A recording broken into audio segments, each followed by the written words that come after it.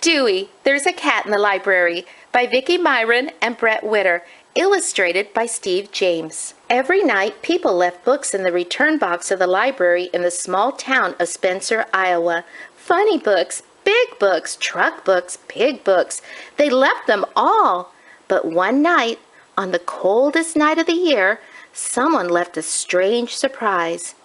A tiny kitten. When Vicki the librarian found him the next morning, the kitten was cold and scared and very, very dirty.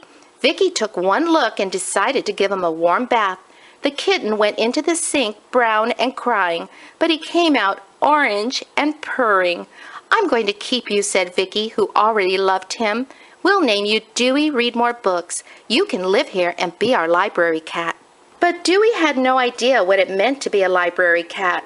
So he did what all kittens do. He played. He lounged on the newspaper, rode the book cart, and knocked pens to the floor. He goofed around with Marty Mouse, snooped in every drawer, and always found at least one rubber band.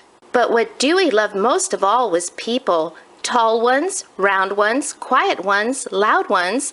The little ones, however, surprised him, and not always in a good way. "Look, Nathan," said his mommy. "There's a cat in the library." Nathan bent down and said, "Hi, Hooey Dewey Ukes." "No," said his sister Hannah. "It's Dewey Read More Books." Dewey squirmed. The boy was petting him in the wrong direction. Dewey loved to be petted, but he hated being petted in the wrong direction. Dewey was licking his fur back into place when he heard a strange noise. Wah! Dewey's ears perked up. He looked around. Wah! Wah! Dewey sprang to attention and crept really slowly toward the sound. Surprise! The little people, Dewey discovered, came in tiny sizes too, and they loved to giggle and grab and pull and coo. Babies are wonderful, Dewey thought. Cute and smelly-licious too. A few days later, Dewey went exploring and discovered in a secret room the most exciting thing he had ever seen. Children's Story Hour. Wowsy whiskers, this looks fun, Dewey thought. As he pushed into the room with his nose, someone shouted, "There's a cat in the library!" Dewey froze. It was quiet for 1 minute. Then everything went wild. And the next thing Dewey knew, he was being carried upside down. Oh my, Dewey thought, what should I do now? Late that night, Dewey talked to his friend Marty Mouse. "The library is a wonderful place," Dewey said, "but I'm tired of being pulled and poked and carried upside down. I'm not just a cat in a library. I'm a library cat. A library cat helps people, I think, and I'm 92% convinced that that's the reason I'm around." Marty Mouse didn't say anything. "I'm going to do it," Dewey said. "I'm going to help people." And he felt so happy that he threw Marty Mouse into the air, kicked him with his back legs, then slept on him like a pillow.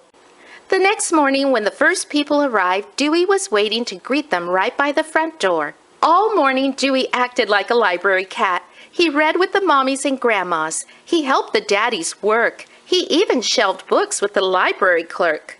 When he saw his little Nathan, he turned a circle and a half, so the boy could pet his back from his head down to his tail, the right direction to pet a cat. "I'm glad we're friends, Dewey," Nathan said. Dewey smiled at that. By lunchtime, Dewey was worn out. He found a good box. First, he put his front paws inside, then his belly. He squished his back end down, wiggled around until he was all the way in, and he closed his eyes.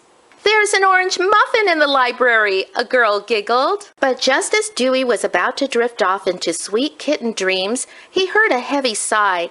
His eyes popped open, and he saw a girl on the other side of the library. A sad little girl reading very quietly all by herself. He climbed up close and stared at her. She looked the other way. He sniffed her hand. She wouldn't play. He knocked her mittens to the floor. She let them stay. Then he saw her jacket and had his best idea yet. "Silly always works. I'll be a silly cat today." The girl stared at Dewey. "You look like a fuzzy hot dog in a purple bun," she said. Then she surprised him. She laughed right out loud. "I love you, Dewey Read More Books," the girl whispered. As Dewey nestled into her lap and began to purr, "This is it," Dewey thought. I'm a real library cat and it feels great. No, it felt better than great. It felt perfect. The end. Dewey, There's a Cat in the Library by Vicki Myron and Brett Witter. Illustrated by Steve James.